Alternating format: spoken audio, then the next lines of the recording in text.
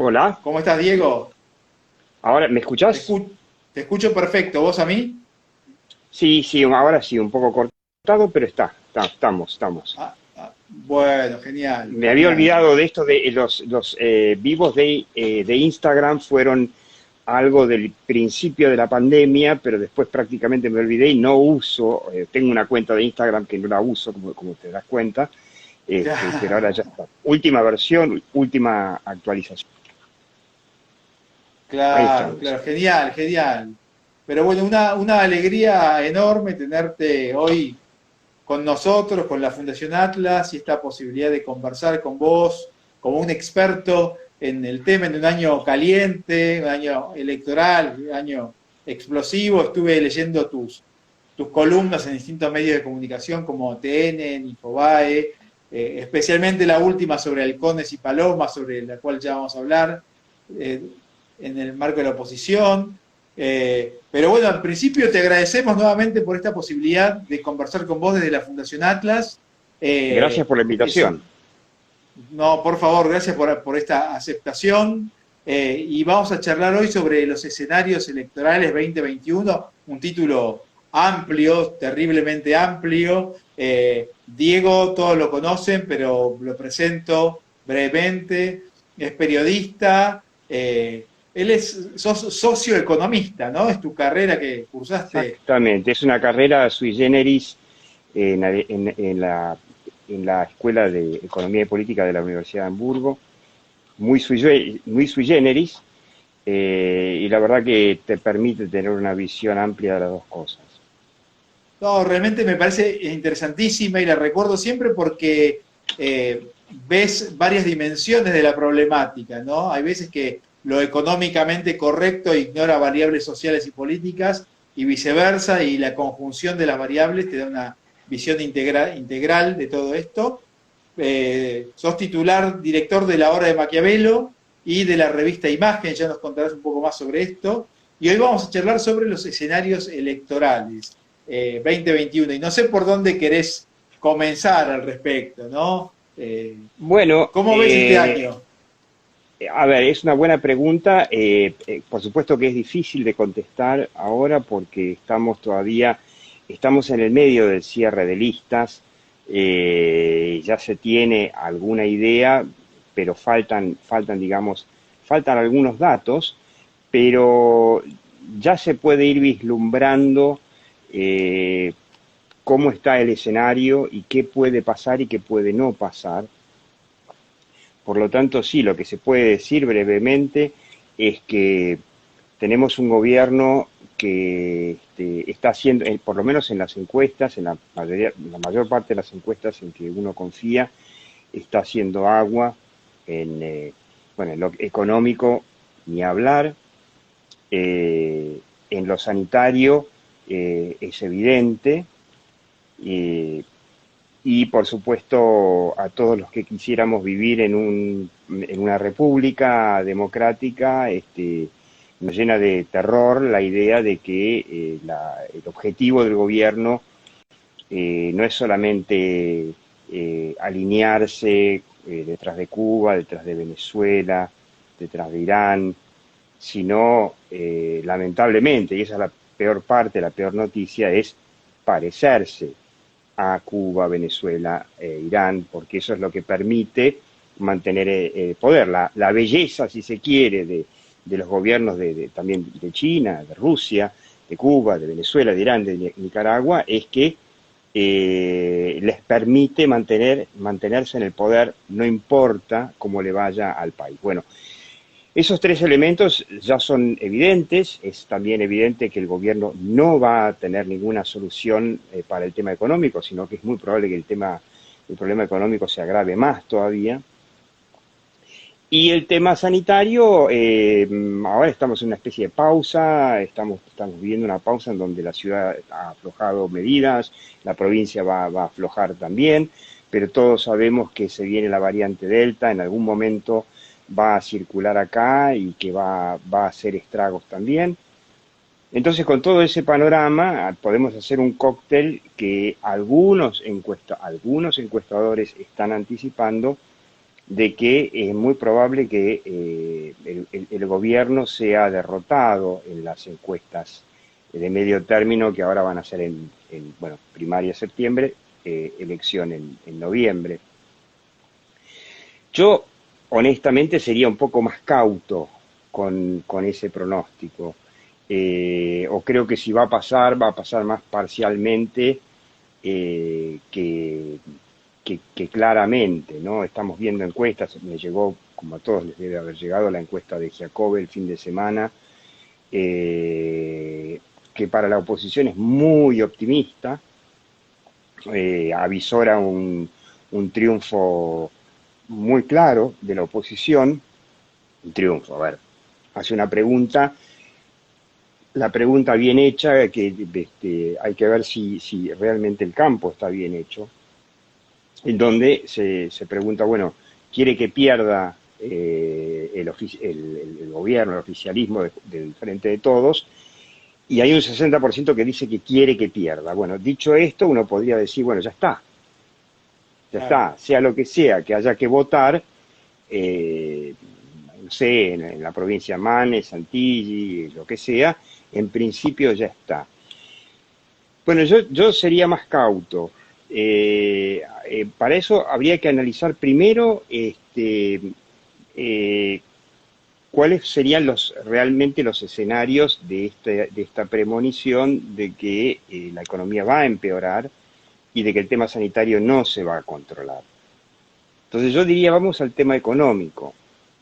El argentino el votante mayoritario argentino es un tipo muy simple, que es binario. ¿Tengo o no tengo plata en el bolsillo? Punto. No hay muchas más elucubraciones. El votante que votó todos estos años, acertada o desacertadamente a Cambiemos, Juntos por el Cambio, como se llame, ahora se va a llamar Juntos, qué sé yo, nos hacen una ensalada de nombres que realmente, para mí, para el marketing político, me parece que es un desacierto. Pero bueno, el votante ese es más sofisticado, cree en la república, cree en la democracia y cree sobre todo en la iniciativa privada. Pero ese votante lamentablemente es minoritario, o sea, es un votante del 40%. Y para ganar una elección necesita la mayoría. Y acá lo que se pone en juego, que antes de saltar, vamos un paso atrás para ver lo que se pone en juego, es muy probable que en el Senado, porque esto es en definitiva lo que se cuenta son las bancas, que se ganan o se pierden, eso es una elección legislativa, es muy probable que en el Senado el oficialismo del Frente de Todos pierda. No sabemos cuántas, porque el problema es que los únicos que tienen la plata para medir realmente acá, provincia por provincia, porque es una elección, en definitiva es una elección nacional, pero es distrital, se lleva a cabo en las provincias y se juegan muchas cosas locales y provinciales, por lo tanto habría que encuestar en cada una de las provincias y además tener los nombres de los que van a ser candidatos para poder hacer una buena encuesta. Eso solo lo puede hacer el gobierno, ¿no? No hay nadie en la oposición que tenga esa plata. Seguramente que con el correr de la semana sí, los candidatos locales de la oposición la van a hacer. En lo que hace el Senado, como te decía, es muy probable que el gobierno pierda. Seguro que va a perder en Chubut, simplemente porque se dio una situación rara donde los tres candidatos terminaron siendo del kirchnerismo, y hay muchos que dicen que no va a perder uno, sino que es probable que pierda dos, porque la gestión del actual gobernador Arcioni es malísima, y hay posibilidad de que pierda también en Santa Fe y que pierda también en Córdoba. O sea, hay algunos que son muy optimistas y que dicen que podría llegar a estar en riesgo la mayoría del Frente de Todos en el Senado. Honestamente yo no lo creo, pero sí es un alivio el saber que no se va a llegar a acercar a una mayoría, a 2/3, con lo cual impone muchas cosas, porque hay muchas cosas que se votan en el Senado simplemente con los 2/3. Eso es una buena noticia, Pero el problema que tenemos es que, avisorando todo esto, ya Cristina previó desde el año pasado una ley que le permitiría nombrar al procurador general con mayoría simple. Entonces, para eso necesita nada más, bueno, algunas hacen el cálculo, que son 7 bancas en diputados Sí. para conseguir la mayoría en diputados. No va a perder su mayoría muy cómoda en el Senado, a lo sumo la va a ajustar.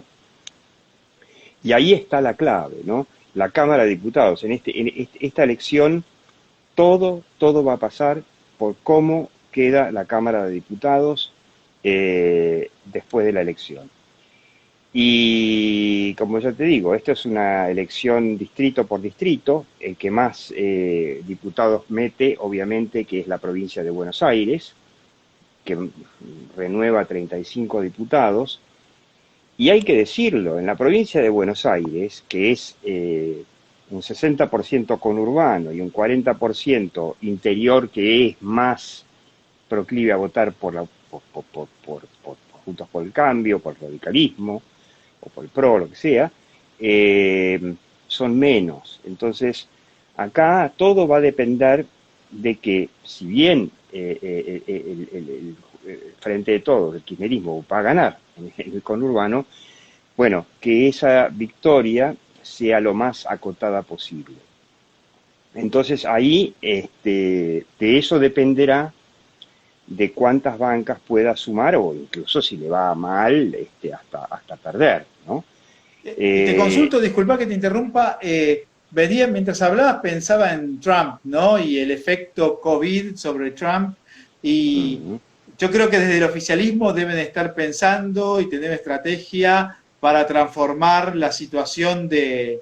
Son expertos en victimizarse y en mostrar mm. logros en fracasos, ¿no? ¿Están desarrollando algún tipo de estrategia en este contexto que pueda, más allá de los fans específicos de ellos incondicionales, que no sé si es un tercio, un 25% del electorado, pueden atraer mayor cantidad de votos o Sí, digamos, el resto de la población lo va a mostrar como una, lo va a percibir como un fracaso del oficialismo?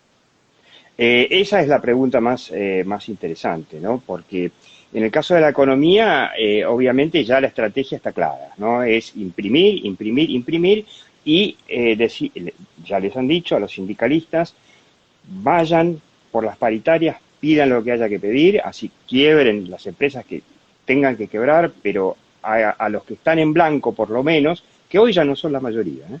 Hoy ya Claro. no es la mayoría de los trabajadores. A esos les van a dar un aumento como para ponerle plata en el bolsillo, sobre todo los estatales, que hoy son el Estado es el mayor empleador. Pero la clave es, como vos decías, Martín, qué va a pasar con la pandemia, ¿no?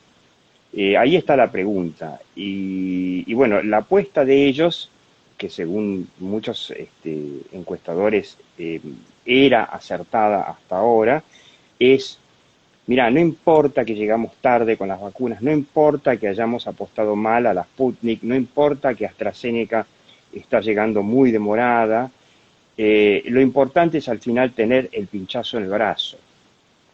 Esta es una visión relativa. Por eso, digamos, del otro lado están las buenas noticias, digamos, que es una visión muy relativa. Es como la visión que tienen algunos en el oficialismo, que un pobre es un voto.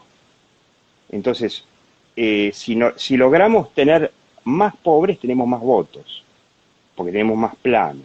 Bueno, eso es una visión, a mi juicio, muy relativa. Hay muchos nuevos pobres. Lo vimos, Clarín tituló el fin de semana con esto de que en la ciudad nada más hay más de 300.000 nuevos pobres. En lugar de nuevos ricos, de los que se hablaba cuando yo era chico, se hablaba de los nuevos ricos. Hoy Claro. hablamos de los nuevos pobres. Habrá que ver, así como el nuevo rico, no sé, no entendía algunos gustos aristocráticos, ¿no? Y muchas veces los aristócratas se burlaban de los nuevos, nouveau riches, ¿no? Se Sí. les decía arribistas. Bueno, hoy estamos hablando en Argentina de los nuevos pobres, y de la misma manera que los pobres, digamos, heredados de generación en generación, que son muchos en Argentina, ¿no? Tienen como costumbre el voto al peronismo, al populismo más inmediato que encuentran. Habrá que ver si los nuevos pobres los van a votar simplemente por el hecho de que ahora son pobres, ¿no? Esa es una Claro. pregunta que habrá que verla y se la verá realmente en la elección. Mi teoría es que no. Mi teoría es que el nuevo pobre este, piensa dos cosas: o cómo irse del país, o si está, cómo sacar a los tipos que lo mandaron a la pobreza. Ujú. Convengamos que ahí viene el otro problema, ¿no? Por eso el tema de la pandemia es muy difícil de contestar, porque habrá que ver cómo evoluciona la variante Delta. Lo mismo que los nuevos pobres no necesariamente van a votar al oficialismo. No todos los que finalmente fueron pinchados dicen, ¡pum!, me pincharon y ya voto al kirchnerismo, porque también hay muchos que terminan siendo pinchados a los que se les murieron familiares y amigos por haber recibido tarde la vacuna. Yo creo que entró bastante fuerte en la opinión pública esta idea de no querer traer vacunas de Estados Unidos. Es más, el hecho de que al final el presidente directamente capituló ante Estados Unidos, y dijeron, bueno, saquemos un DNU, no podemos no vacunar, porque si tenemos una variante Delta con eh, eh, otras tandas de cientos, de 100.000 muertos de aquí a las elecciones, Sí, nos van a echar, como vos decías, Martín, como lo echaron a Trump. claro, Que claro. en Y buena que medida lo de, te escucho, sí, sí, te escucho. que en buena medida el fracaso de Trump no fue el manejo de la economía, sino fue el manejo de la pandemia. Exacto, exacto. Y en este contexto, los 100.000 muertos, ¿no? Que de los que se habla en materia del COVID, ¿es una bala que le pega en el corazón del oficialismo o es algo que sigue de largo, digamos, y la gente, digamos, o qué porcentaje de gente lo toma como un fenómeno que pasa en todo el mundo y como muy bien sabe la izquierda, ¿no? Comunicar lo que hace mal como algo que hizo un tercero o que era inevitable. Y también en este sentido pienso un poco en Ginés, ¿no? Y si el tema de la corrupción en el caso de vacunas le pega fuertemente al oficialismo, su posicionamiento, o solo le pega, refuerza las ideas de voto que tenían los que iban a votar contra el oficialismo, ¿no? Pero no a los seguidores Claro. enseguecidos. Bueno, el tema del vacunatorio VIP, por ejemplo, por supuesto que es un tema que queda en el pasado una vez que todo el mundo fue vacunado y hay final feliz. El problema es que todavía no se ve el Claro, final feliz. Entonces, el vacunatorio VIP, por ejemplo, es un elemento que es como la corrupción. Menem fue tradicionalmente un político peronista bastante corrupto. Sin embargo, eh, la gente lo votaba porque tenía la idea de que la economía estaba mejor, el país claro. crecía. Entonces, era como que el argentino lo veía como una especie de propina, ¿no? Y bueno, roban pero hacen. Es más, estaba el dicho, roban pero hacen. Claro. Si mejora la economía, y bueno, dale, vacunate, si me vas a vacunar a mí también, y a mi familia, y a tiempo, y en tiempo de forma, y bueno, saltate la fila, ¿no? Esto no es Alemania, Claro. no es Suiza, ¿no? En España, por ejemplo, había un militar, creo que era un general, el jefe del ejército creo que fue, que, que se adelantó en la fila por edad cuando empezaron a vacunar a fin de año y lo echaron directamente, o sea, era inadmisible. Bueno, acá en Argentina esto es admisible, pero nuevamente, si la vacunación funciona, si no funciona, se recordará el vacunatorio VIP, se recordará que hubo un empecinamiento en prohibir las vacunas de Estados Unidos, se recordará lo mal que nos fue con la cuarentena eterna, y se recordará el pésimo efecto que tuvo en la educación el cierre de las escuelas, que ahora las están reabriendo. Ahora, para poder estar seguros de que esto va a ser así, primero, bueno, habrá que ver, por supuesto, cómo evoluciona la variante Delta, Justo hoy estaba escuchando a Nelson Castro entrevistando a esta infectóloga argentina en Inglaterra, Marta Cohen, que contaba que, bueno, que en Inglaterra están casi todos vacunados con 2 dosis y aún así se contagian de la nueva variante Delta, con mucho menos muertes, pero se contagian. Y la mayoría de la gente tiene las 2 dosis. Acá estamos lejísimos de eso, por lo tanto es un factor que puede jugar en contra. Ahora, falta una pregunta, Martín, a todo esto, que es, cuando se analiza un partido estamos analizando un solo equipo. Nos falta analizar qué hay del otro lado. Ujú. Y del otro lado tenemos un problema complicado, que es un gobierno que estuvo hace muy poco, porque está muy fresca la memoria de Macri. Y Macri fracasó rotundamente, de principio al fin. Hizo 3 promesas: pobreza cero, inflación de un dígito, lluvia de inversiones. No pasó nada de eso.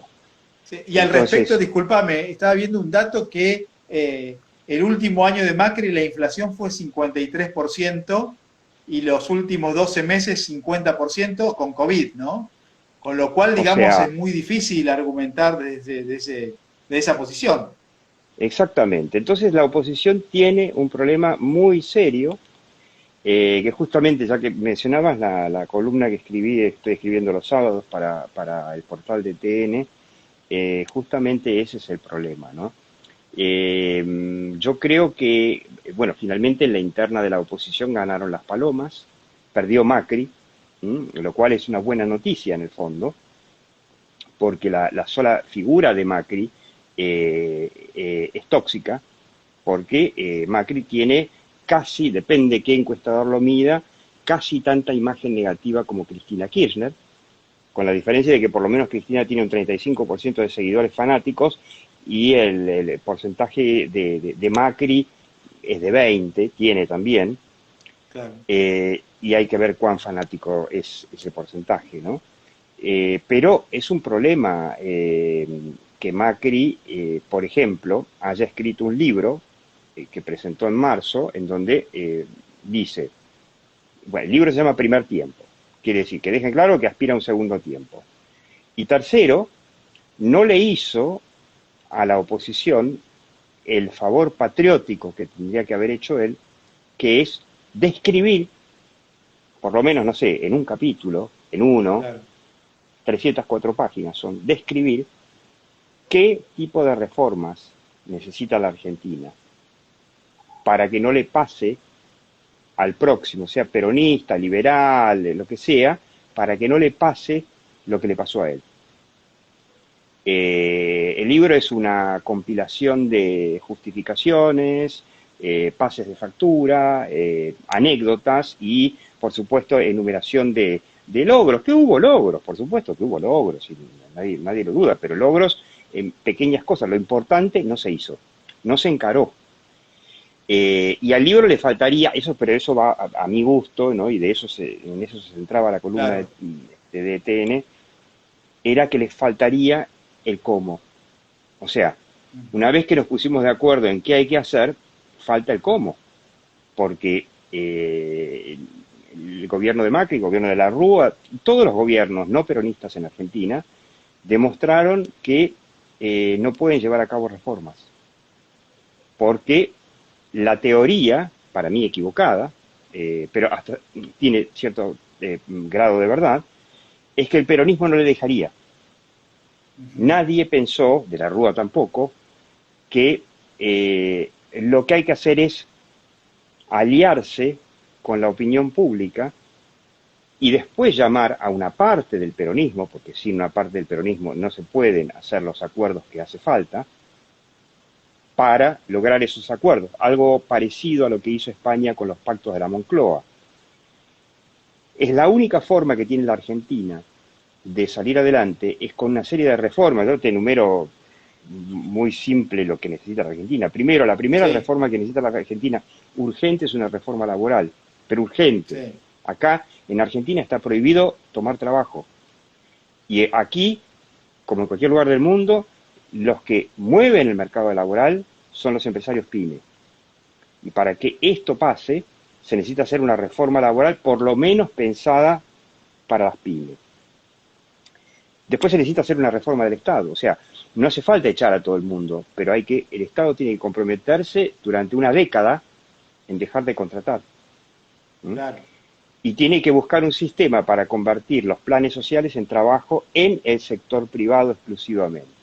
Después, todas las otras reformas impositivas, todo eso viene encadenado de esas dos reformas que tienen que empezar por lo laboral, porque yo siempre hago el chiste en mi programa, el que quiere verlo puede ver los domingos a las 22 en el canal Metro, eh, que si uno hace una paráfrasis de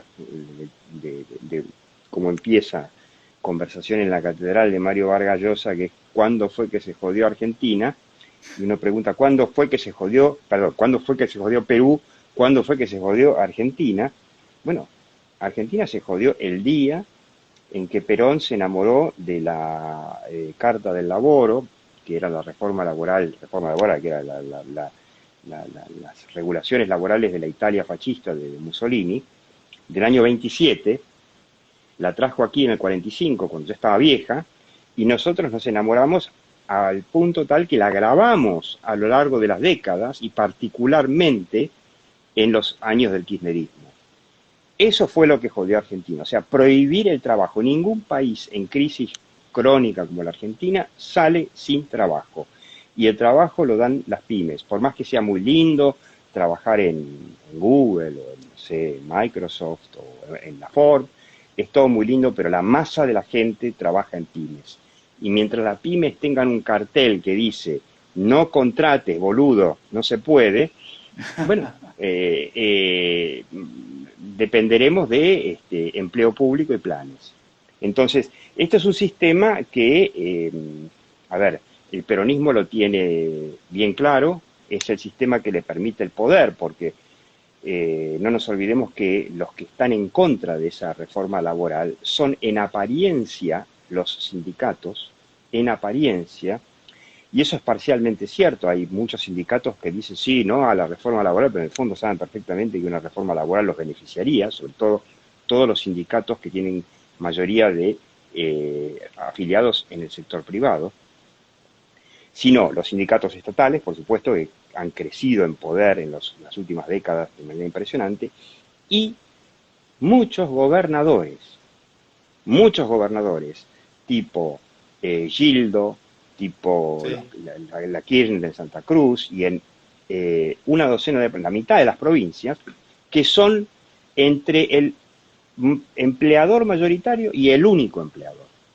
En el caso de Formosa, Santa Cruz, prácticamente el único empleador. Entonces, no quieren competencia o no les interesa la competencia del sector privado.